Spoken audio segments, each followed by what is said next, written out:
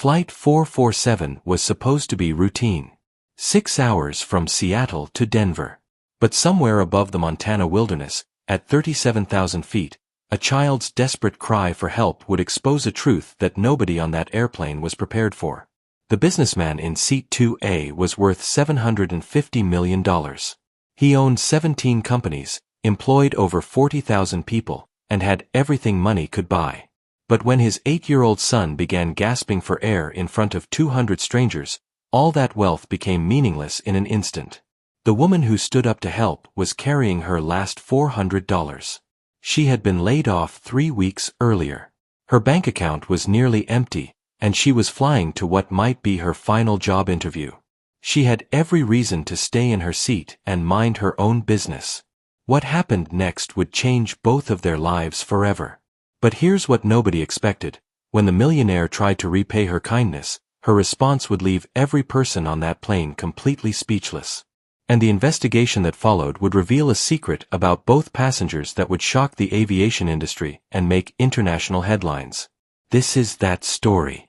Before we start this incredible story, please take a moment to like this video, subscribe to our channel, and let us know in the comments where you're watching from. We love hearing from our viewers around the world. To understand what happened on Flight 447, you need to know about two very different lives that were about to collide. Sarah Chen had been a pediatric nurse for 12 years. She specialized in working with children who had experienced trauma, the kids other medical professionals found too difficult to handle. Her colleagues called her the child whisperer, because she could calm even the most frightened patients within minutes. But 3 weeks before this flight, Seattle Children's Hospital had eliminated their trauma unit due to budget cuts. 15 nurses lost their jobs overnight. Sarah was one of them. At 34 years old, with 2 children of her own and a mortgage she could barely afford, she was facing financial ruin. The job interview in Denver was her last hope. A small clinic had agreed to meet with her, though they could only offer part-time work with no benefits. She had spent her last $400 on the plane ticket, telling herself it was an investment in her family's future. Marcus Wellington III lived in a completely different world. At 42, he was the founder and CEO of Wellington Innovations, a technology company that had revolutionized data security for major corporations. His personal net worth exceeded $750 million. He owned mansions in 3 states, a private jet, and a collection of rare cars worth more than most people's homes. But 18 months earlier, Marcus's carefully constructed life had collapsed. His wife Elena had been killed in a car accident while driving home from their son's school play. The accident happened on a rainy Thursday evening. She had called Marcus during intermission, laughing about their 8-year-old son Jamie's performance as a tree in the environmental awareness production. Those were the last words they ever spoke. Since Elena's death, Marcus had thrown himself into work with desperate intensity. He acquired 3 new companies, expanded into international markets, and increased his wealth by over $200 million. But his success came at a cost. His relationship with Jamie had become strained and distant. Jamie Wellington was not an ordinary 8-year-old.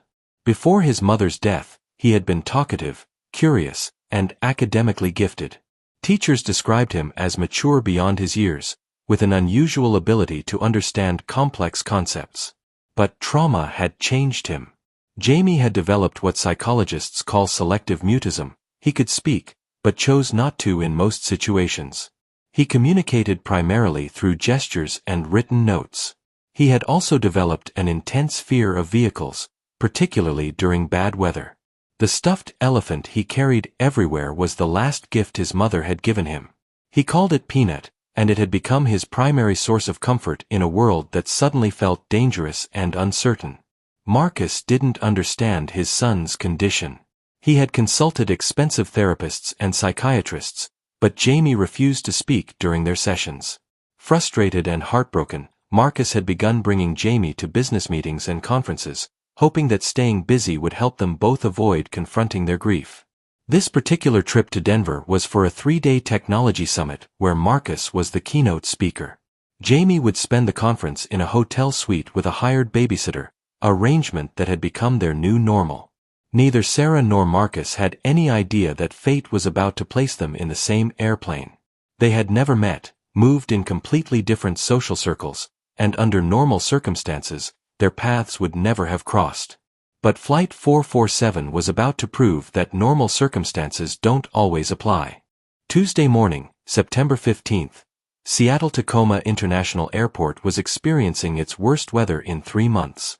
Dense fog had rolled in from Puget Sound overnight, reducing visibility to less than a quarter mile. Dozens of flights had been delayed or canceled.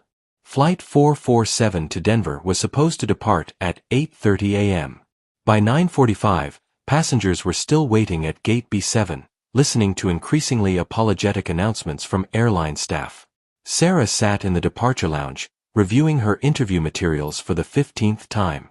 She had printed out articles about childhood trauma treatment, prepared answers to potential questions, and rehearsed her talking points until she could recite them from memory. Her phone battery was at 12%, she couldn't afford to replace it yet, so she was conserving power for essential calls. 3 rows away, Marcus paced while talking on his phone. He was simultaneously managing a crisis with a client in Tokyo, approving a merger in Frankfurt, and trying to reschedule his afternoon meetings in Denver. His assistant in New York was coordinating with his Denver office to adjust his entire conference schedule. Jamie sat quietly in a corner seat, holding peanut and watching other passengers. He had learned to read people's emotions by observing their body language, a survival skill developed since his mother's death. He could tell that the woman with the worn manila folder was nervous about something important. He could see that his father was frustrated but trying to hide it. What Jamie couldn't understand was why the woman kept looking in their direction with an expression he recognized but couldn't name. It was the same look his mother used to get when she saw other children who seemed sad or scared. At 10:15 a.m., the boarding announcement finally came. First-class passengers were called first, followed by families with young children. Sarah waited in her assigned boarding group, watching as Marcus and Jamie disappeared down the jet bridge. The airplane was a Boeing 777, configured for international routes with first class, business class, and economy sections. Sarah's seat was 32B, a middle seat in the economy section near the back of the plane. Marcus and Jamie were in seats 2A and 2B in first class, 2 leather seats that cost more than Sarah's monthly salary. As passengers settled in for the delayed departure, flight attendant Jennifer Martinez noticed something unusual about the child in first class. Most kids Jamie's age would be excited about flying, asking questions, or at least talking to their parents. But this boy sat perfectly still, clutching a stuffed animal and staring out the window without speaking. Jennifer had been a flight attendant for 8 years. She had seen anxious children before, but something about Jamie's silence felt different. She approached Marcus to ask if everything was okay. "He's fine," Marcus said quickly, not looking up from his phone. "He's just quiet. We'll be fine." But Jennifer noticed that Jamie flinched slightly when his father spoke. She also noticed that the boy's grip on his stuffed elephant tightened whenever anyone walked past their seats. From her seat in economy, Sarah had a partial view of the first-class section. During the safety demonstration, she caught glimpses of the same child she had observed in the terminal. Her nursing instincts were telling her something was wrong, but she tried to focus on her own concerns. The flight finally pushed back from the gate at 10:52 a.m., nearly 2.5 hours behind schedule. As the plane taxied toward the runway, the pilot announced that they would encounter some turbulence during the initial climb due to the weather system moving through the region. Marcus ended his phone call and put his device in airplane mode. For the first time all morning, he looked directly at his son. "It's going to be a long flight, buddy," he said. "Why don't you try to get some sleep?" Jamie nodded but didn't respond verbally. He pressed his face against the window as the plane accelerated down the runway, his knuckles white as he gripped Peanut. As Flight 447 lifted off into the gray Seattle sky, none of the passengers could have imagined that within 2 hours, a medical emergency would test the limits of human compassion and reveal truths that would change lives forever. The investigation that followed would later reveal that 17 people on that flight had noticed something was wrong with the child in first class. But only one person had the courage and expertise to act when the moment came. That person was sitting in seat 32B, silently rehearsing interview questions and trying not to worry about her own uncertain future. Flight 447 reached cruising altitude at 11:47 a.m. The weather below had cleared, revealing the snow-capped peaks of the Cascade Mountains stretching endlessly toward the horizon. Most passengers had settled into their seats, some working on laptops, others watching entertainment systems, many simply trying to sleep. In first class, Marcus had resumed his phone calls using the airplane's Wi-Fi system. A client emergency in London required his immediate attention, a data breach that could cost his company millions of dollars if not handled properly. He was completely absorbed in damage control, coordinating with his security team across 3 time zones. Jamie sat beside him, still clutching Peanut, staring out the window at the landscape far below. To casual observers, he appeared calm. But his breathing had become slightly irregular, and his free hand was gripping the armrest with increasing intensity. Flight attendant Jennifer Martinez was serving beverages in the first-class cabin. When she approached Jamie's seat, she noticed that his lunch tray remained untouched and that he had declined every offer of juice or snacks since takeoff. "Are you feeling okay, sweetie?" she asked gently. Jamie looked at her but didn't respond. Marcus, still on his call, gestured impatiently for her to move on. "He's fine," Marcus mouthed silently, not wanting to interrupt his conversation. But Jennifer's instincts told her otherwise. She had a 6-year-old nephew who had experienced anxiety after his parents' divorce. She recognized the signs: the shallow breathing, the rigid posture, the way Jamie's eyes darted nervously around the cabin. In seat 32B, Sarah was trying to rest, but something was nagging at her consciousness. Years of working with traumatized children had given her an almost supernatural ability to sense when a child was in distress. Even from rows away, separated by a curtain, she could feel that something was wrong. She unbuckled her seatbelt and walked toward the bathroom, using the opportunity to glance into the first-class section. What she saw confirmed her fears. The boy she had noticed in the terminal was exhibiting classic signs of an impending panic attack. His breathing was becoming more labored, his skin had a pale, clammy appearance, and his grip on the stuffed animal suggested he was using it as an anchor to reality. Sarah returned to her seat, torn between her professional instincts and social boundaries. She was in economy class. The child was in first class with what appeared to be his wealthy father. It wasn't her place to interfere. But 15 minutes later, as the plane encountered a pocket of rough air, everything changed. The turbulence hit without warning. Flight 447 dropped suddenly, causing several passengers to gasp. Overhead bins rattled, and the seatbelt signs chimed urgently. The pilot's voice came over the intercom, advising everyone to remain seated with their belts fastened. For most passengers, it was merely an uncomfortable moment. For Jamie Wellington, it was a trigger that sent him back to the worst night of his life. The sudden drop reminded him of the moment his mother's car had skidded off the wet road. The sound of rattling overhead bins echoed the crash of metal and glass that had haunted his nightmares for 18 months. The pilot's urgent announcement brought back the memory of sirens and flashing lights. Jamie's breathing became rapid and shallow. His heart rate accelerated dramatically. The stuffed elephant fell from his hands as he began to hyperventilate. Marcus ended his call immediately, but he had no idea what was happening to his son. Jamie's face had turned pale, his eyes were wide with terror, and he appeared to be choking. "Jamie! Jamie, what's wrong?" Marcus demanded, his own panic rising. But Jamie couldn't respond. He was trapped in a full-scale panic attack, reliving the trauma of his mother's death while 37,000 feet above the ground. Marcus pressed the call button frantically. Jennifer Martinez arrived within seconds, took one look at Jamie, and immediately radioed for backup. "We need medical assistance in first class," she announced over the intercom. "Is there a doctor on board?" The cabin fell silent except for the sound of Jamie's labored breathing. Passengers turned in their seats, trying to see what was happening. Some pulled out their phones to record the emergency. 2 minutes passed. No doctor responded. "Is there anyone with medical training who can assist?" Jennifer asked again, her voice more urgent. That's when Sarah Chen unbuckled her seatbelt and stood up. She walked calmly toward the first-class section, her nursing training taking over. She had handled hundreds of pediatric emergencies, but never on an airplane, and never with a child who wasn't her patient. "Excuse me," she said quietly to Marcus. "I'm a pediatric nurse. May I help?" Marcus looked at her desperately. This woman didn't look like the expensive specialists he had consulted. She was wearing jeans and a simple cardigan, her hair was pulled back in a practical ponytail, and she carried herself with the understated confidence of someone who worked with her hands rather than commanded boardrooms. But his son was in crisis, and she was offering help.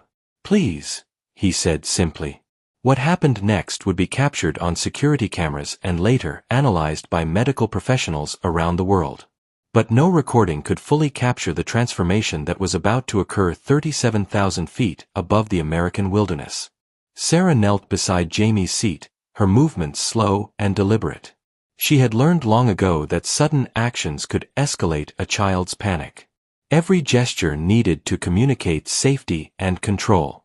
"Hi, Jamie," she said in a voice barely above a whisper. "My name is Sarah. I work with kids who sometimes feel scared, just like you're feeling right now." Jamie's eyes darted to her face, but his breathing remained rapid and shallow. His hands were shaking, and sweat had formed on his forehead despite the cool cabin temperature. "I can see you're having trouble breathing," Sarah continued, her tone calm and steady. "That's scary, isn't it? But I want you to know that you're safe. We're going to fix this together." Marcus started to speak, but Sarah held up a gentle hand to stop him. She had noticed something that he had missed. Jamie's panic attack wasn't just about the turbulence. The child's eyes kept darting to the window, and his body language suggested he was reliving a specific traumatic memory. "Jamie, I see you have a special friend there," Sarah said, indicating the stuffed elephant that had fallen to the floor. "What's your friend's name?" Jamie's breathing slowed slightly. He looked at Peanut, then back at Sarah. "Peanut," he whispered, the first word he had spoken since boarding the plane. "Peanut is a great name," Sarah said, carefully picking up the stuffed animal and placing it back in Jamie's arms. "I bet Peanut helps you feel safe when things get scary." Jamie nodded, hugging the elephant tighter. Sarah recognized the signs immediately. This wasn't just anxiety about flying. This child had experienced significant trauma, and something about the flight was triggering his memories.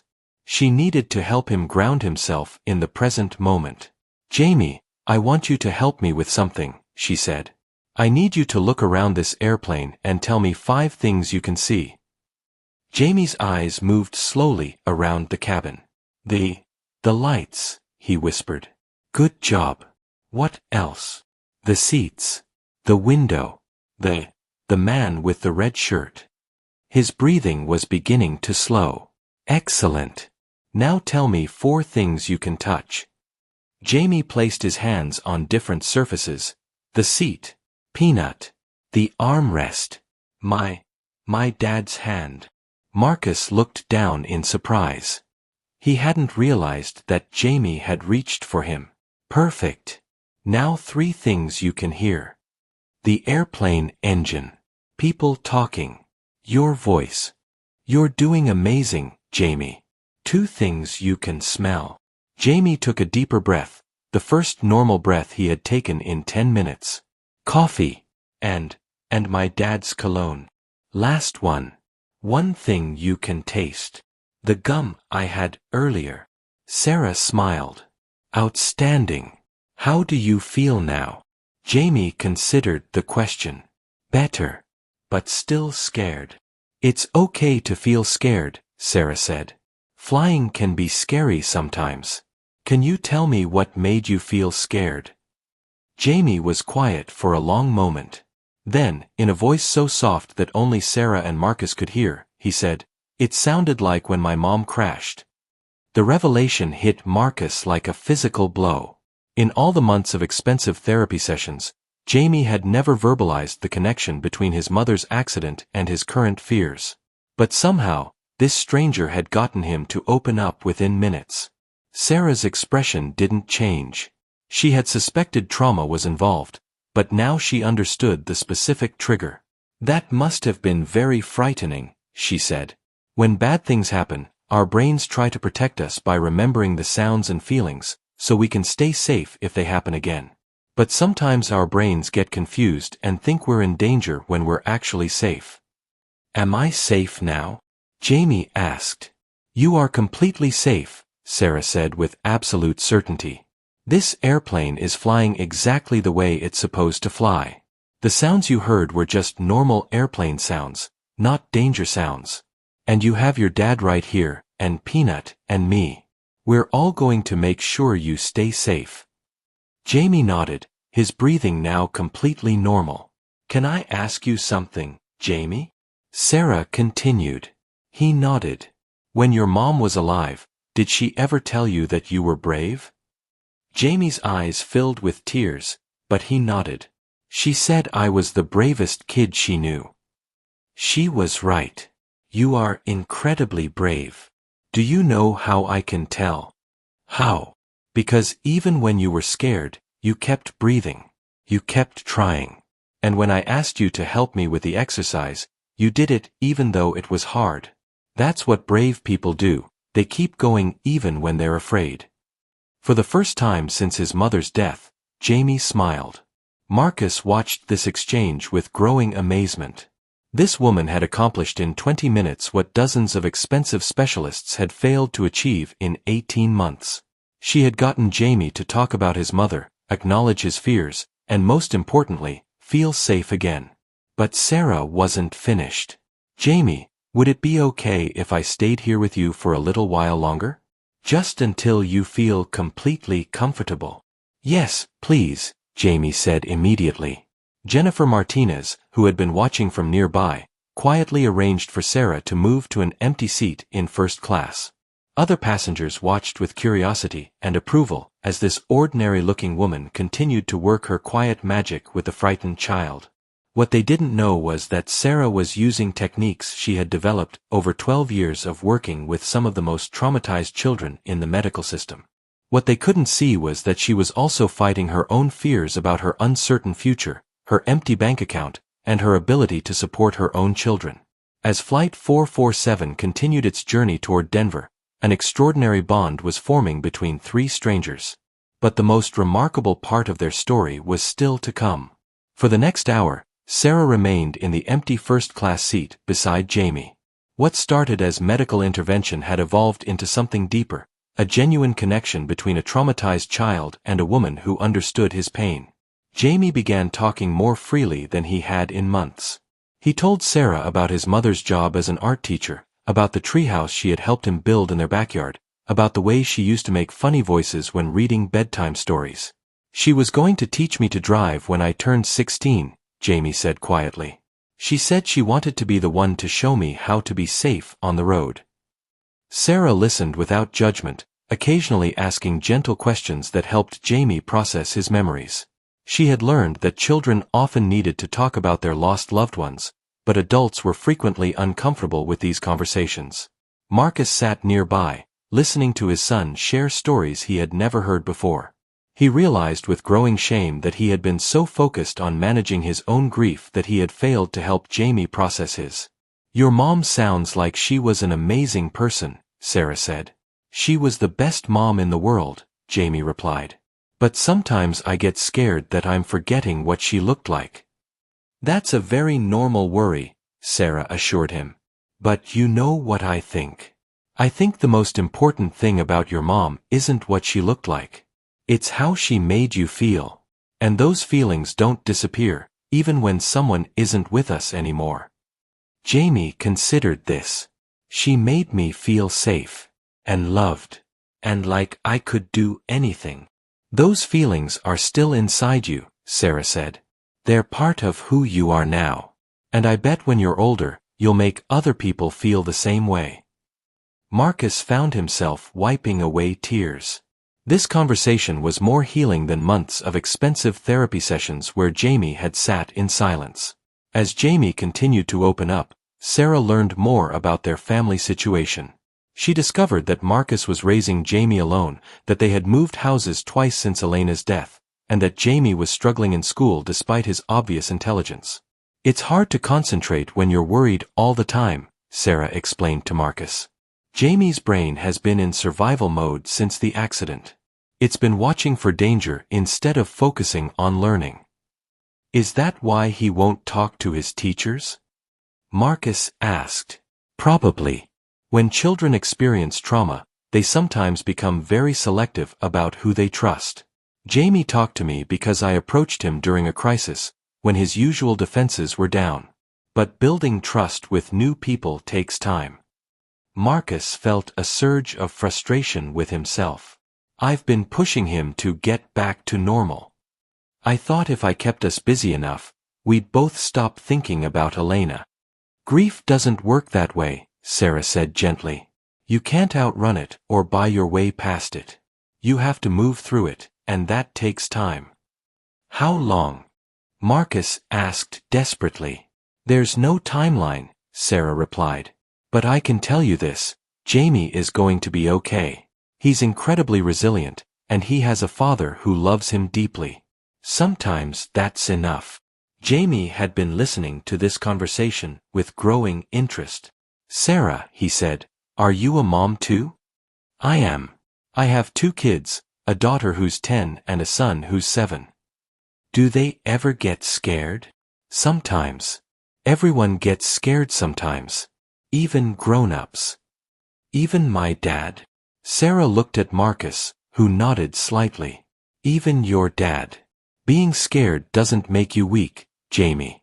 It makes you human." Jamie thought about this. "Are you scared of anything right now?" The question caught Sarah off guard. She had been so focused on helping Jamie that she had temporarily forgotten her own anxieties. "Actually, yes," she said honestly. "I'm scared about my job interview when we land in Denver. I lost my job a few weeks ago, and I really need this new one to work out." "What kind of job do you do?" Jamie asked. "I'm a nurse. I work with kids who are sick or scared, kind of like what I did with you today." Jamie's eyes widened. "You help kids for your job? That's the coolest job ever." Marcus had been listening to this exchange with growing interest. "You're a pediatric nurse?" "I was. I specialized in trauma cases, children who had been in accidents, or who had experienced other difficult situations." "Where did you work?" "Seattle Children's Hospital. Until they eliminated our trauma unit last month." Marcus was quiet for a moment, processing this information. "And you're interviewing for a new position in Denver?" "At a small clinic. It's only part-time, but it's something." Jamie looked between Sarah and his father with the insight that children sometimes possess. "Dad, you should give Sarah a job." "Jamie, it doesn't work like that," Marcus said, embarrassed. But Sarah was smiling. "That's very sweet of you, Jamie. But your dad's company probably doesn't need pediatric nurses." "Actually," Marcus said slowly, "my company has been looking into healthcare technology. We've been consulting with medical professionals about developing better patient management systems." Sarah looked interested despite herself. "What kind of systems?" "Software for hospitals to track patient care, manage medical records, coordinate between departments. But we've been struggling to understand the real-world applications, especially in pediatric care. That's because most healthcare technology is designed by engineers, not medical professionals," Sarah said without thinking. "The systems often make our jobs harder, not easier." "Exactly," Marcus said with sudden excitement. "That's the problem we're trying to solve. We need medical professionals to help us design technology that actually works for healthcare workers." Jamie watched this conversation with satisfaction. In his 8-year-old mind, the solution was obvious. His new friend Sarah needed a job, and his dad needed someone who understood taking care of kids. It was perfect. But adult relationships, as Jamie was about to learn, were more complicated than childhood logic suggested. As Flight 447 began its descent toward Denver, 3 lives had become unexpectedly intertwined. But the most dramatic moments of their story were still ahead. The descent into Denver International Airport was smooth and uneventful. Jamie handled the landing without any anxiety, holding Sarah's hand and chatting excitedly about the mountain views below. The transformation in his demeanor was remarkable.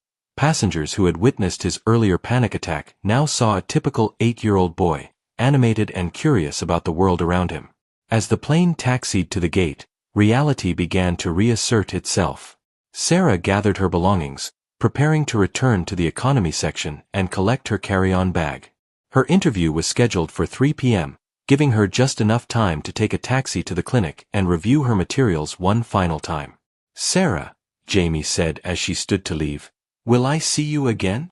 The question hung in the air, loaded with the weight of their unexpected connection. Sarah had learned long ago not to make promises she couldn't keep, especially to children who had already experienced significant loss. "I don't know, sweetie," she said honestly. "But I want you to remember something. You are so much braver and stronger than you realize. And your mom would be incredibly proud of the young man you're becoming." Jamie hugged her tightly, the first spontaneous physical affection he had shown to anyone outside his family since his mother's death. Marcus watched this goodbye with mixed emotions. He was grateful beyond measure for what Sarah had done for his son, but he also felt the familiar panic of losing someone who had helped them. In the past 18 months, he had hired and fired 7 different therapists, for nannies, and countless other professionals who had promised to help Jamie heal. But Sarah was different. She hadn't made grand promises or presented elaborate treatment plans. She had simply seen a child in distress and responded with competence and compassion. As they waited for the first-class passengers to deplane, Marcus made an impulsive decision. "Sarah, wait," he called out. She turned back, her carry-on bag already slung over her shoulder. I don't know how to thank you for what you did today." "You don't need to thank me," she replied. "Any nurse would have done the same thing." "No," Marcus said firmly. "They wouldn't have. What you did, that wasn't just nursing. That was something special." Sarah felt uncomfortable with the praise. She had simply used her professional training to help a child in crisis, nothing more or less than what her job had always required. "Jamie needed help, and I was able to provide it. That's what we're trained for." Marcus reached into his wallet and pulled out a business card and several $100 bills. "Please," he said, holding out the money. "Let me pay you for your time. You missed your flight entertainment, you had to move seats, you." "No." Sarah's voice was gentle but firm. "I can't accept that. But you helped us. You should be compensated. Mr. Wellington, your son didn't need my medical degree today. He needed someone to see him, really see him, and respond to what he needed. That's not something you pay for. That's just being human."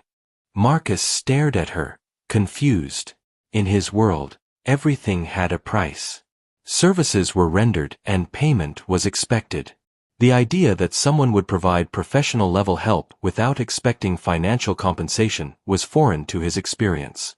"Then at least take my business card," he insisted. "If you ever need anything, anything at all, please call me." Sarah took the card to be polite, but she had no intention of using it. She had helped a child in crisis, just as she had hundreds of times before.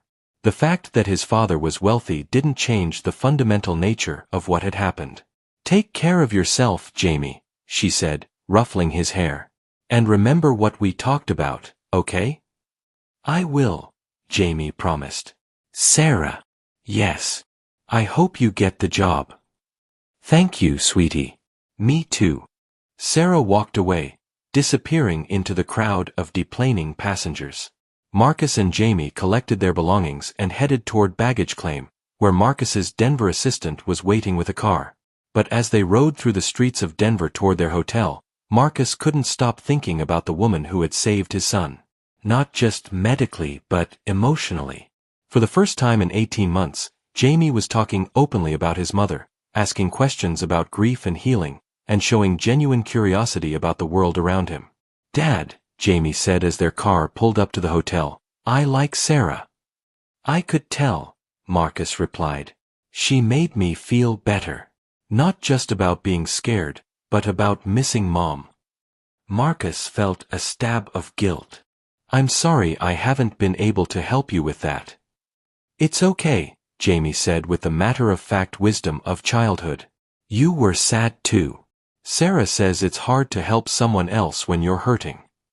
Marcus looked at his son with new eyes. When had Jamie become so insightful? When had he started thinking about emotions with such clarity? She's right, Marcus admitted. I have been sad. And scared. I was scared I wasn't doing a good job taking care of you. You are doing a good job, Jamie said firmly. But maybe Sarah could help us both. What do you mean? She understands about kids being scared. And she needs a job. And you have a company. It's like a puzzle that fits together. Marcus smiled despite himself. His 8-year-old son was making more sense than most of his business advisors. But there was a problem with Jamie's logic. Sarah had made it clear that she wasn't interested in his money or his business connections. She had refused payment for her help and had barely glanced at his business card. How do you repay someone who doesn't want to be repaid? How do you help someone who has already helped you more than you knew you needed? Marcus was about to discover that sometimes the most meaningful gestures require the least money and the most courage. Sarah's taxi pulled up to the Mountain View Family Clinic at 2:45 p.m. The building was smaller than she had expected, a converted house in a residential neighborhood, with a simple sign and a small parking lot. It was a far cry from the modern hospital complex where she had spent the last 12 years, but she tried to maintain an optimistic attitude. Dr. Patricia Reeves, the clinic director, was a kind woman in her early 60s who had been running the practice for over 20 years. She welcomed Sarah warmly and led her to a small office that doubled as a consultation room. I have to be honest with you, Dr. Reeves said as they sat down. We're a small operation here. We primarily serve families who don't have comprehensive insurance. The position we're offering is only 20 hours per week, with minimal benefits. Sarah's heart sank, but she tried not to let her disappointment show. 20 hours per week wouldn't be enough to cover her mortgage and living expenses, let alone her children's needs. What would my responsibilities include? She asked. General pediatric care, vaccinations, routine checkups, minor injuries. Occasionally we see children with more complex needs, but we usually refer those cases to specialists in the city. Sarah nodded, thinking about her years of trauma specialization. This position would use almost none of her advanced training, but she needed work. The salary would be $18 per hour, Dr. Reeves continued. I know it's not much, but it's all we can afford right now.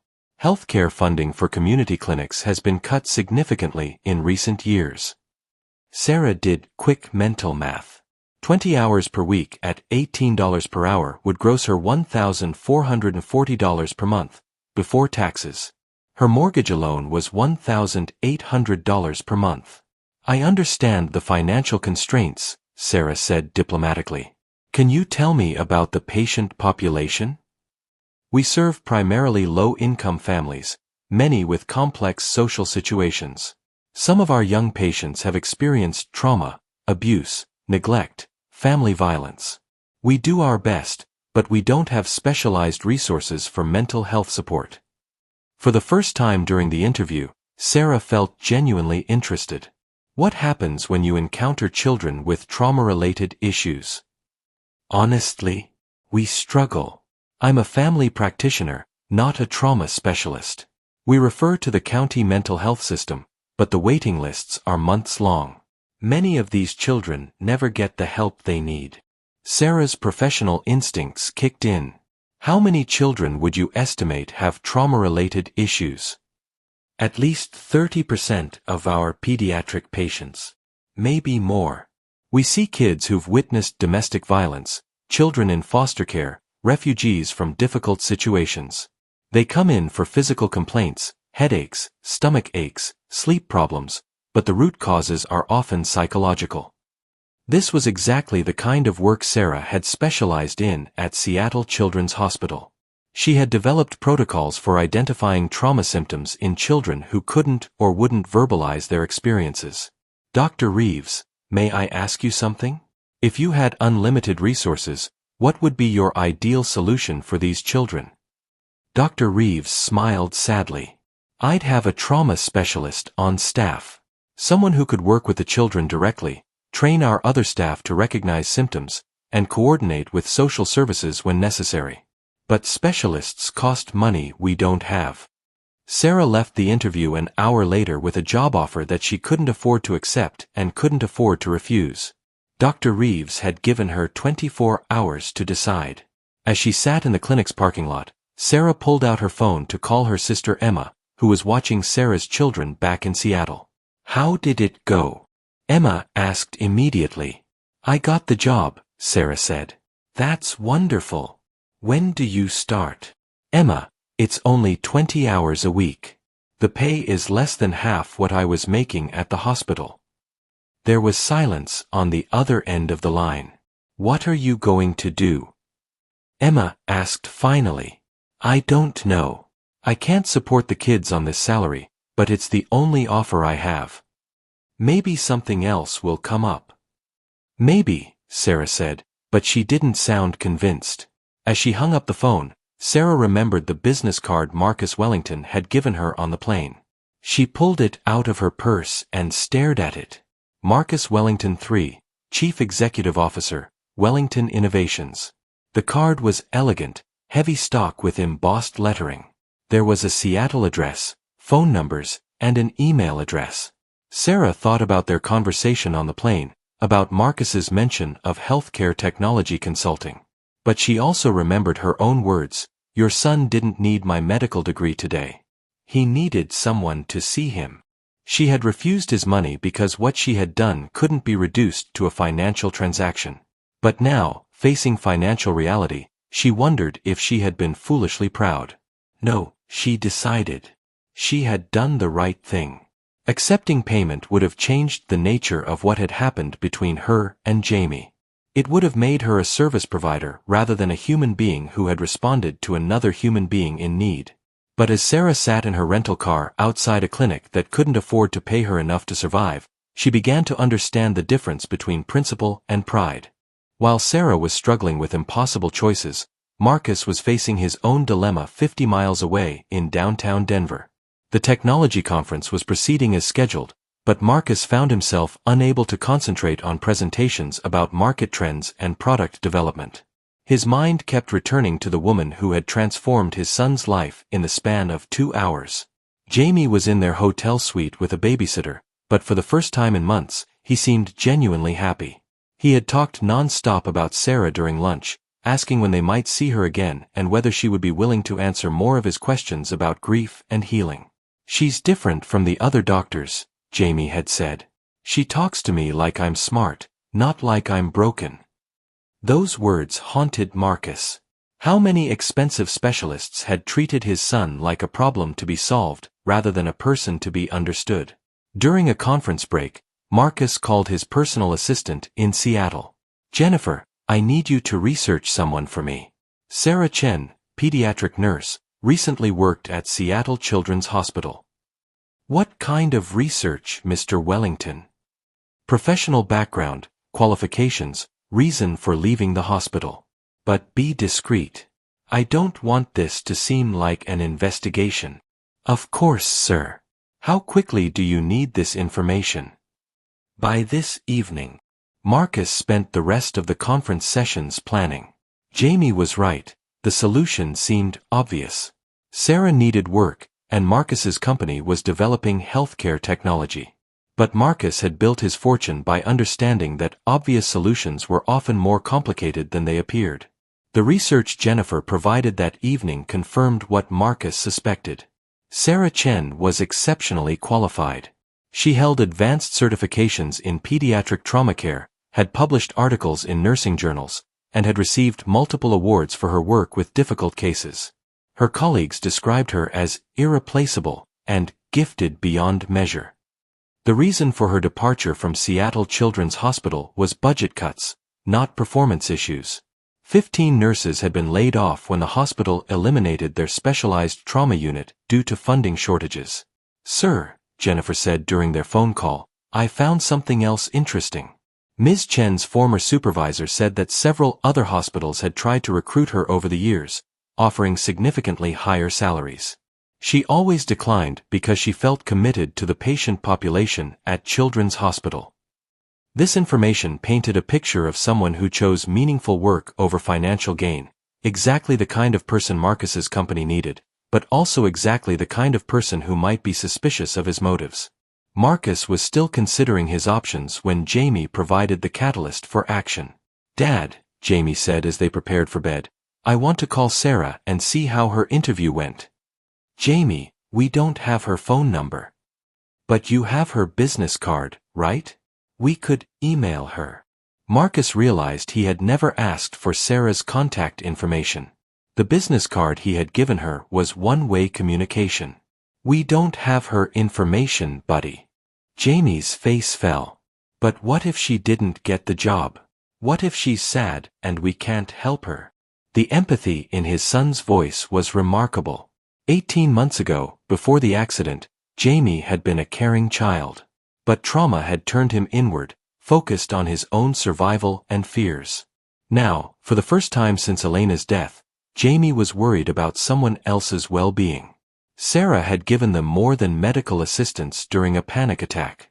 She had helped Jamie rediscover his capacity for caring about others. "You're right," Marcus said. "We should find out how she's doing." "How?" Marcus smiled. "I have resources, Jamie. Let me see what I can do." Marcus Wellington had not built a $750 million empire by accepting limitations. If he wanted to find Sarah Chen, he would find her. The next morning, while Jamie attended a children's program at the conference hotel, Marcus made a series of phone calls. Within 2 hours, he had located Sarah's hotel, discovered that she was flying back to Seattle that evening, and learned that her job interview had not gone as well as she had hoped. His Denver assistant had contacted the Mountain View Family Clinic under the pretense of updating their patient management software. The conversation had revealed that they had offered Sarah a part-time position, but that the salary was insufficient for her needs. Marcus now faced a choice that would define both his character and his future relationship with the woman who had saved his son. He could use his wealth and influence to solve Sarah's problem directly. He could anonymously donate money to the clinic to fund a full-time position, or he could create a consulting job at his company that would provide her with adequate income. But both approaches felt manipulative and patronizing. Sarah had made it clear that she didn't want his charity. She had refused payment for helping Jamie precisely because she didn't want their relationship to be transactional. Marcus needed a different approach, one that respected Sarah's autonomy while creating an opportunity for their families to remain connected. The solution came to him during the conference's afternoon keynote speech about innovation in healthcare technology. Dr. Amanda Rodriguez, Chief of Pediatrics at Denver Children's Hospital, was describing the challenges facing children's hospitals nationwide. Funding cuts had eliminated specialized programs, experienced nurses were leaving the profession due to burnout and inadequate pay, and children with complex trauma histories were falling through the cracks of the healthcare system. "We need new models of care delivery," Dr. Rodriguez explained. "Traditional hospital-based treatment is expensive and often inaccessible to the families who need it most. We need community-based programs that can provide specialized care in more affordable, less intimidating environments." Marcus sat up straighter. This was exactly what Sarah had described during their flight, the gap between what children needed and what the healthcare system could provide. After the presentation, Marcus approached Dr. Rodriguez. "Doctor, I'm Marcus Wellington from Wellington Innovations. We develop healthcare technology solutions. I'm interested in funding a pilot program for community-based pediatric trauma care." Dr. Rodriguez's eyes lit up. "What kind of program are you envisioning?"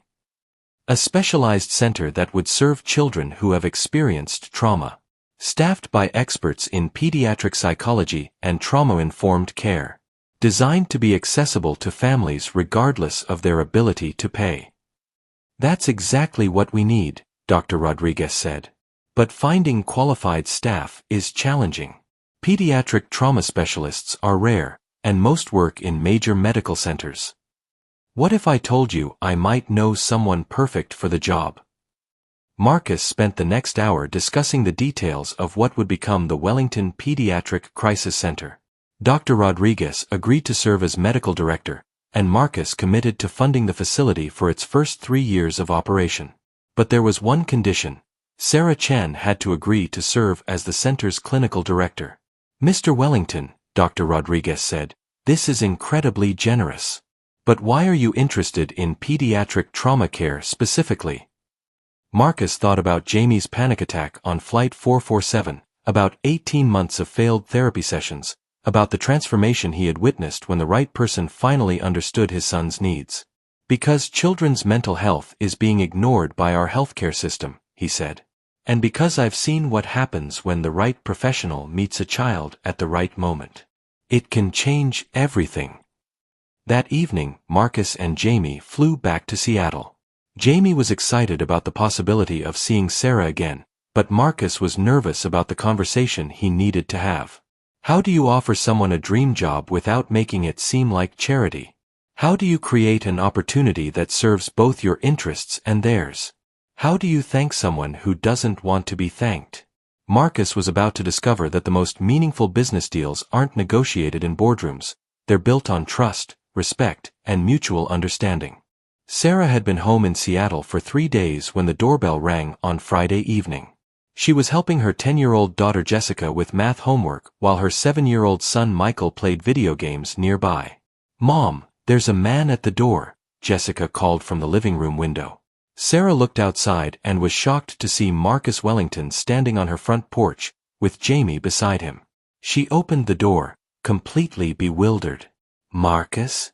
Jamie? What are you doing here? Hi, Sarah, Jamie said excitedly. We came to visit you. We hope we're not intruding, Marcus said, looking slightly embarrassed. Jamie has been asking about you constantly since Denver. We wanted to make sure you were okay. Sarah was touched but also confused. How did you find my address? I have resources, Marcus said simply. But I promise, this isn't as creepy as it sounds. May we come in? Sarah invited them into her modest living room, acutely aware of the contrast between her small rental house and the luxury Marcus was accustomed to. The furniture was worn, children's toys were scattered around, and the television was at least 10 years old. But Marcus and Jamie seemed completely comfortable. Jamie immediately gravitated toward Michael's video games, and within minutes, the two boys were playing together as if they had known each other for years. How did your interview go? Marcus asked as they sat down. I got the job, Sarah said. But it's only part-time. The pay is challenging. I'm sorry to hear that. It's okay. I'll figure something out. I appreciate you checking on me, but you really didn't need to. Sarah, Marcus interrupted gently. I have a proposition for you. Sarah felt her defenses rise. Marcus, if this is about money. It's not about money. Well, not directly. It's about Jamie. Sarah looked over at the children. Jamie was laughing at something Michael had said, a sound she hadn't heard during their flight together. What about Jamie? He's been different since meeting you. Better. More open, more willing to talk about his feelings. For the first time since his mother died, he seems genuinely happy. Sarah smiled. He's a remarkable kid. He just needed someone to listen to him. That's exactly my point. You have a gift, Sarah. What you did on that plane wasn't just nursing, it was something special. And there are thousands of children who need what you can provide. Marcus leaned forward, his expression becoming more serious. I want to fund a pediatric crisis center. A place where children who have experienced trauma can get specialized care from professionals who understand their needs. I want you to run it. Sarah stared at him. You want to what? I've already spoken with Dr. Amanda Rodriguez at Denver Children's Hospital. She's agreed to serve as medical director. We've identified a location, developed a preliminary budget, and created a staffing plan. The only thing missing is a clinical director. Marcus, this is incredibly generous, but I can't accept charity. This isn't charity, Marcus said firmly. This is a business proposition. You would be a full-time employee with a competitive salary, full benefits, and complete operational control of the center. Sarah felt overwhelmed. Why are you doing this? Marcus looked at his son, who was now showing Jessica how to solve a particularly difficult level in the video game. Because 18 months ago, I had everything money could buy, but I couldn't help my own child when he needed me most. You helped him in 20 minutes what dozens of expensive specialists couldn't accomplish in over a year. That was professional expertise combined with genuine compassion. That's exactly what this center needs. Sarah was quiet for several minutes, processing the offer. It seemed too good to be true, a chance to do the work she loved, with adequate resources and fair compensation. What would be expected of me? She asked finally. You would develop protocols for trauma-informed pediatric care, hire and train staff, coordinate with schools and social services, and provide direct care to children in crisis. The center would serve families regardless of their ability to pay. And you would fund this for how long? Initially 3 years, with the option to extend if the program is successful. My goal is to create a model that can be replicated in other cities. Sarah looked around her modest living room, thinking about her empty bank account, her part-time job offer, and her children's uncertain future. Marcus, this sounds amazing, but I need to ask you something directly. Is this offer connected to what happened on the plane? Because if you're doing this out of gratitude. Sarah, Marcus said quietly, what happened on that plane showed me something I hadn't understood before. There are children everywhere who need the kind of help you provided to Jamie. This center isn't about paying you back, it's about paying it forward. Jamie looked up from the video game. Sarah, are you going to take the job? I don't know, sweetie. It's a big decision. But you could help lots of kids like me? That's the idea. Jamie nodded seriously. Then you should do it. Kids need you. Out of the mouths of babes, Sarah thought. An 8-year-old had just articulated what she had been struggling to understand. This wasn't about Marcus Wellington's gratitude or her own pride. It was about children who needed specialized care and a system that couldn't provide it. If Marcus's resources could create opportunities to help those children, then her personal feelings about accepting help became irrelevant. I need time to think about this, Sarah said. Of course. Take all the time you need.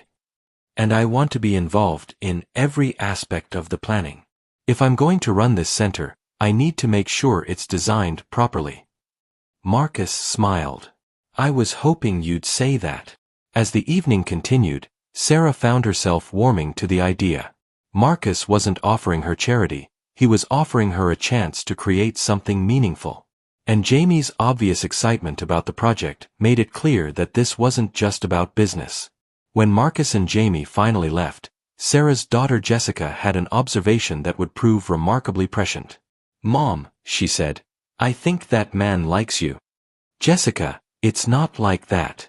He's offering me a job. I know. But he looks at you the way Dad used to look at you. Sarah's husband had died in a military accident when Jessica was 6 and Michael was 3. The comparison to her late husband was both touching and concerning. Honey, Marcus and I barely know each other. But Jamie really likes us. And Michael likes him too. Sarah looked at her son, who was still talking excitedly about the video games Jamie had shown him. What do you think, Mom? Jessica asked. Are you going to take the job? Sarah thought about the part-time position at the clinic, about her empty bank account, about the children who needed trauma-informed care but couldn't access it. I think I might, she said. What Sarah didn't realize was that accepting Marcus's offer would change not just her career, but her entire life. The professional relationship they were about to embark on would evolve into something neither of them expected, a partnership that would transform hundreds of children's lives and, eventually, their own. The Wellington Pediatric Crisis Center opened 6 months later in a renovated Victorian house in Seattle's Capitol Hill neighborhood. The building had been carefully chosen for its welcoming, non-institutional atmosphere. Children would enter through a bright yellow front door into a space that felt more like a comfortable home than a medical facility. Sarah had thrown herself into the project with passionate intensity. Working with Dr. Rodriguez and a team of architects, she had designed every detail of the center to be trauma-informed. Colors were carefully selected to be calming, lighting was warm and adjustable, and sound-dampening materials ensured that conversations remained private. The center featured individual therapy rooms designed to look like cozy living rooms, a group activity space with art supplies and games, and a sensory room where overwhelmed children could retreat to regain their emotional equilibrium. But the most innovative feature was the family consultation area, a comfortable space where parents and caregivers could learn about trauma responses, develop coping strategies, and connect with other families facing similar challenges. Marcus had been deeply involved in the planning process, but always in the background. He attended design meetings, reviewed budgets, and asked thoughtful questions about operational procedures. But he was careful never to override Sarah's professional judgment or impose his own ideas on the center's mission. Jamie had been their unofficial consultant throughout the process. He tested furniture for comfort, evaluated art supplies for their therapeutic potential, and provided honest feedback about which spaces felt safe and which felt intimidating. "Kids will know if you're trying too hard," Jamie explained to the design team during one meeting. "The best places are the ones that feel normal but special at the same time." His insights had proven invaluable. The center struck exactly the right balance between professional competence and welcoming warmth. Sarah had hired carefully, assembling a team that combined exceptional qualifications with genuine empathy. The staff included 2 other trauma-specialized nurses, a child psychologist, a social worker, and a family therapist. Each team member had been chosen not just for their credentials, but for their ability to connect with children who had learned to be suspicious of adults. The center's approach was holistic. They didn't just treat individual children, they worked with entire families, schools, and community organizations to create support networks that could sustain healing over time. During the weeks leading up to the opening, Sarah found herself working closely with Marcus on administrative details. Budget meetings turned into long conversations about childhood development. Staffing discussions evolved into deeper explorations of trauma-informed care philosophy. Sarah began to see sides of Marcus that weren't visible in their initial meetings. Yes, he was wealthy and successful, but he was also thoughtful, curious, and genuinely committed to understanding the work the center would be doing. "I never thought about how furniture placement could affect a child's sense of safety," Marcus said during one design review. "But now I can't stop noticing how physical environments influence emotional responses." "That's the beginning of trauma-informed thinking," Sarah replied. "Once you understand that children who have experienced chaos need predictability, and children who have felt powerless need choices, you start seeing everything differently." Marcus was learning, and Sarah was impressed by his willingness to educate himself about subjects far removed from his business expertise. Jamie was thriving during this period. Regular visits to the center construction site, combined with his role as unofficial consultant, had given him a sense of purpose and importance. He was also receiving ongoing therapy from Dr. Rodriguez, finally working with a professional who understood both his intellectual gifts and his emotional needs. "Sarah," Jamie said one afternoon as they toured the nearly completed facility, "I think my mom would really like this place." It was the first time Jamie had spoken about his mother's potential approval of something in the present tense. Sarah recognized the significance immediately. "What do you think she would like about it?" Sarah asked. "She always said that helping other people was the most important thing you could do. This place is going to help lots of kids feel better." Marcus, who was standing nearby, felt tears welling up in his eyes. His son was not just healing, he was finding meaning in his experience of loss.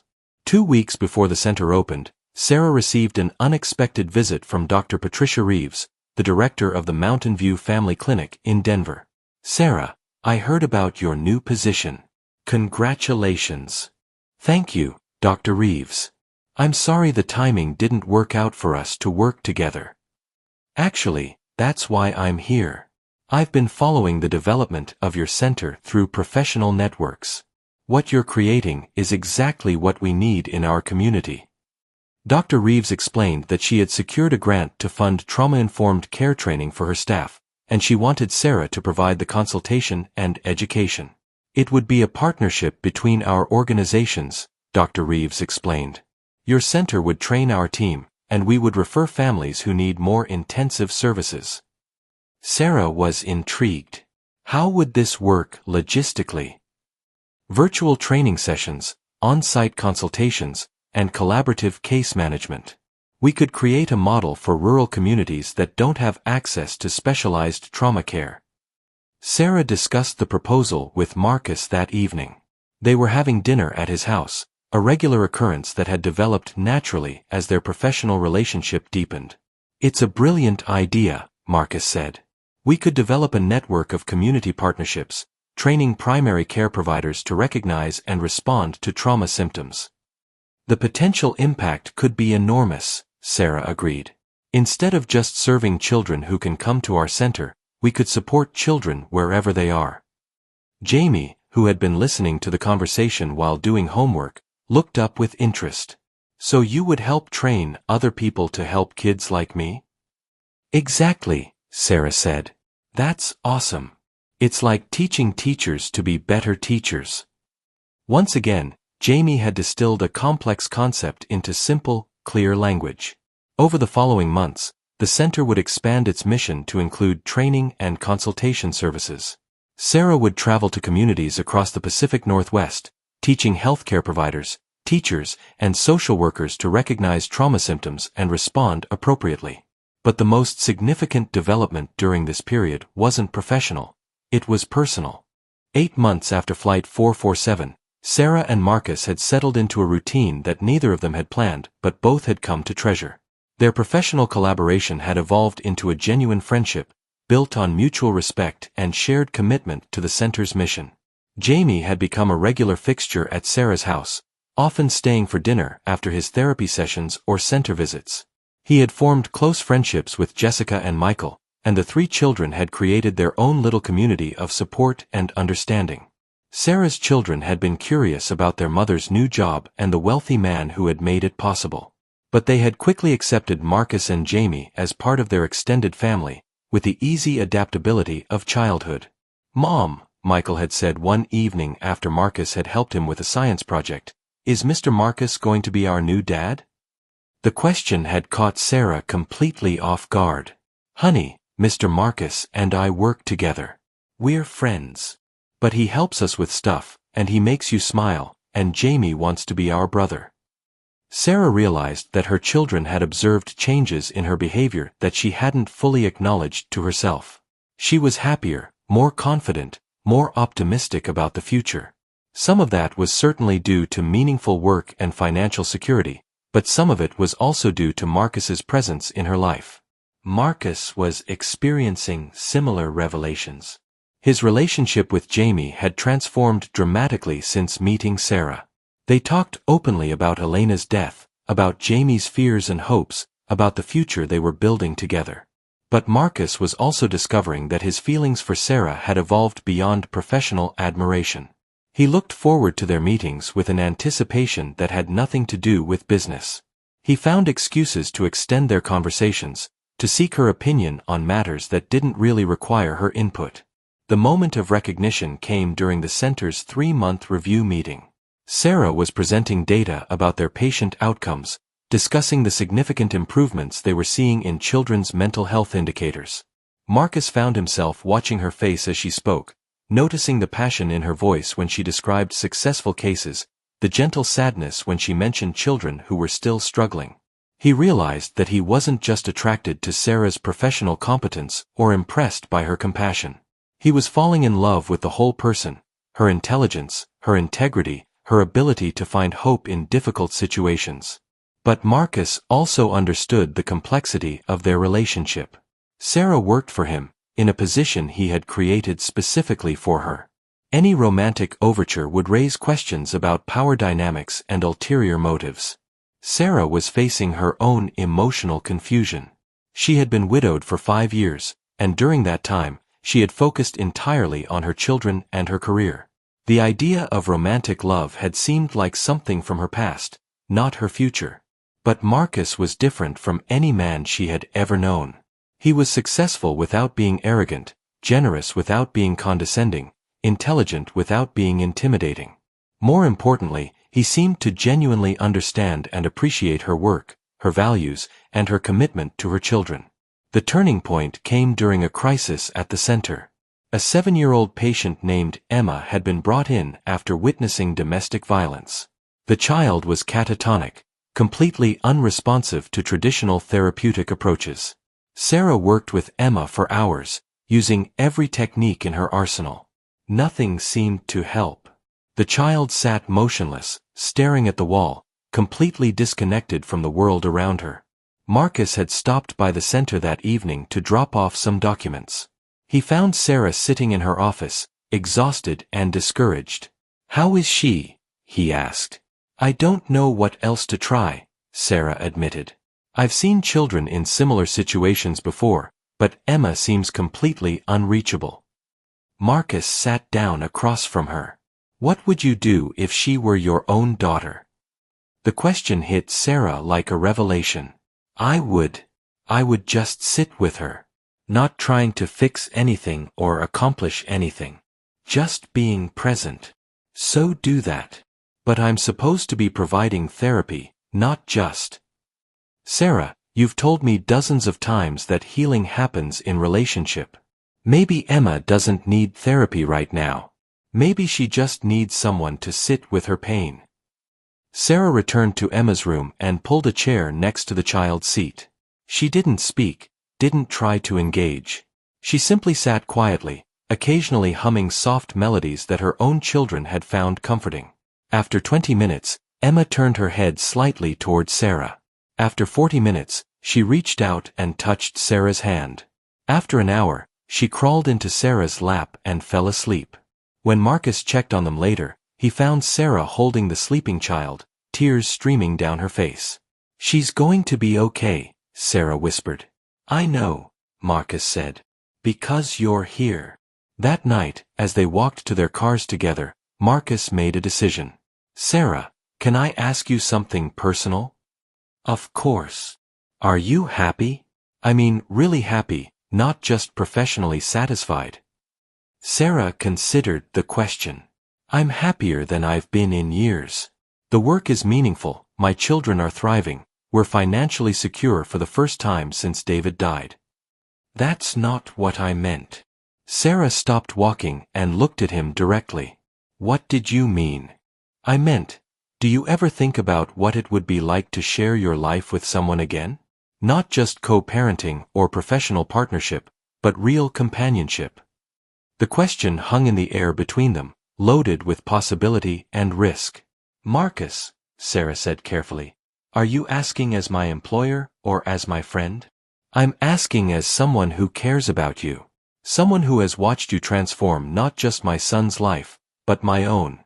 Someone who thinks about you more than he probably should." Sarah felt her heart racing. "This is complicated." "I know. And if you're not interested, or if you think it would compromise our professional relationship, I'll never bring it up again. But Sarah, I needed you to know how I feel." Sarah looked at this man who had changed her life in so many ways. The wealthy businessman who had revealed himself to be thoughtful and caring. The grieving father who had learned to be vulnerable. The partner who had respected her expertise and supported her vision.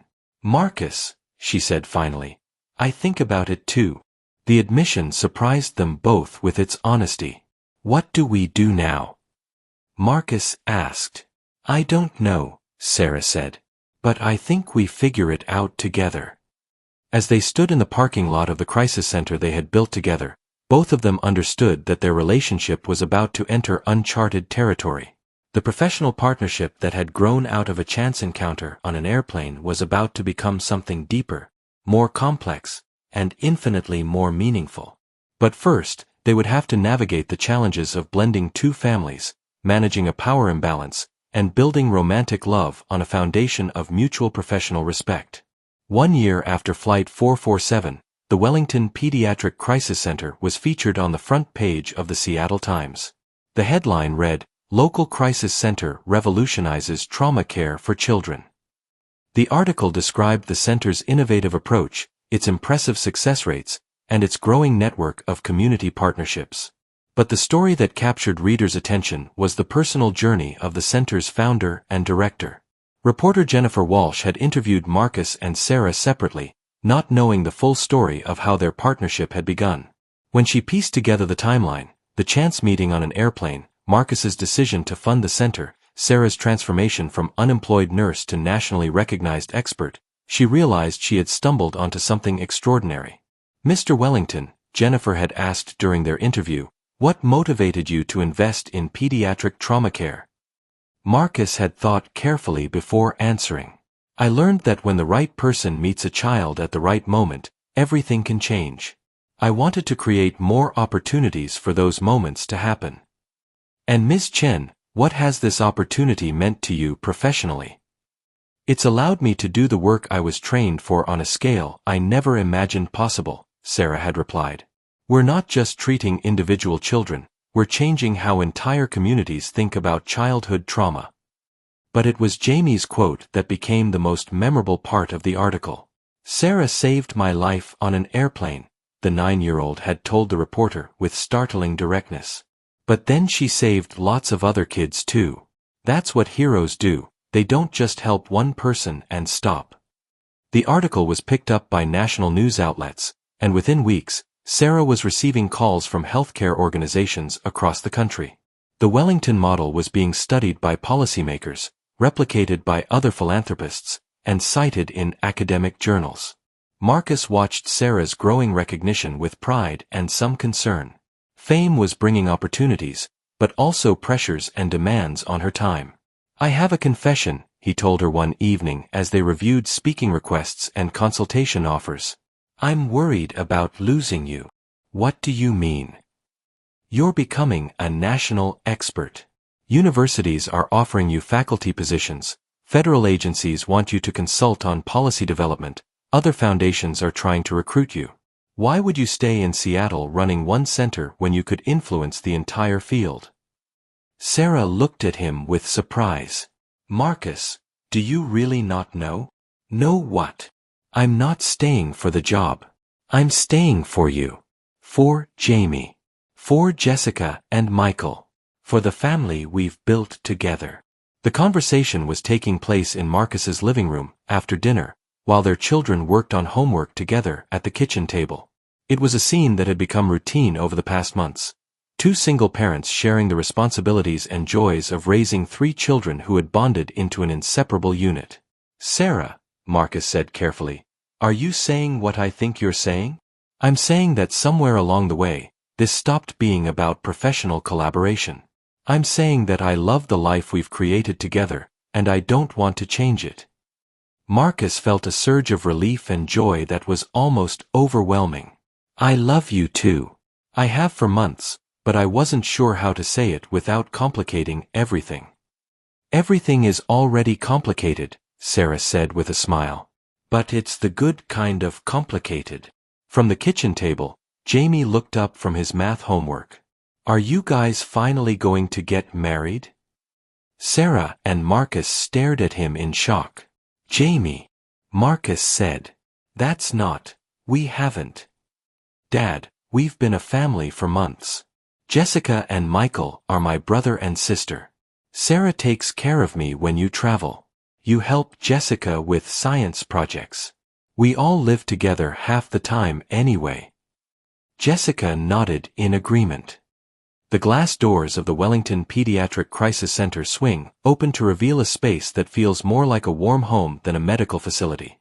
Soft lighting illuminates colorful murals painted by local children, while comfortable seating areas invite families to feel at ease during their most difficult moments. Sarah Chen, now wearing a director's badge instead of scrubs, moves through the center with the same calm presence she showed on Flight 447. She stops to comfort a 7-year-old girl experiencing separation anxiety, her voice gentle and reassuring. In the corner, Jamie Wellington sits cross-legged on the floor, helping a shy boy his age build with blocks, a scene that would have been unimaginable 6 months ago. When we opened our doors, Sarah explains to a documentary crew filming the center's impact, we had no idea we'd serve over 300 families in just 6 months. But the need was always there. We just finally had the resources to meet it. The success of the Wellington Center didn't go unnoticed. Within months, Marcus had committed $50 million to establish similar centers in 12 major cities across the country. Each center operates under Sarah's model: free services, trauma-informed care, and a focus on the whole family system. Dr. Rebecca Martinez, a child psychologist at the Chicago branch, shares her experience. The Wellington model revolutionized how we approach pediatric mental health crises. Instead of waiting lists and insurance battles, families get immediate, compassionate care when they need it most. The centers have collectively served over 2,000 families, with a 94% success rate in crisis stabilization and long-term support engagement. But perhaps more importantly, they've changed how communities view children's mental health, removing stigma and creating spaces where families feel safe to seek help. The quiet, traumatized boy from Flight 447 has become an unexpected advocate for children's mental health. Now 9 years old, Jamie speaks at center fundraising events, sharing his story with a maturity that moves audiences to tears. I used to be scared to talk, Jamie tells a room full of potential donors, his father watching proudly from the audience. After my mom died, words felt too heavy. But Sarah taught me that it's okay to be sad, and it's okay to ask for help. Now I want to help other kids know that too. Jamie's artwork, drawings of airplanes with rainbow wings, hang in every Wellington center, serving as symbols of hope and transformation. He's also become a mentor to other children, demonstrating that healing is possible and that survivors can become helpers.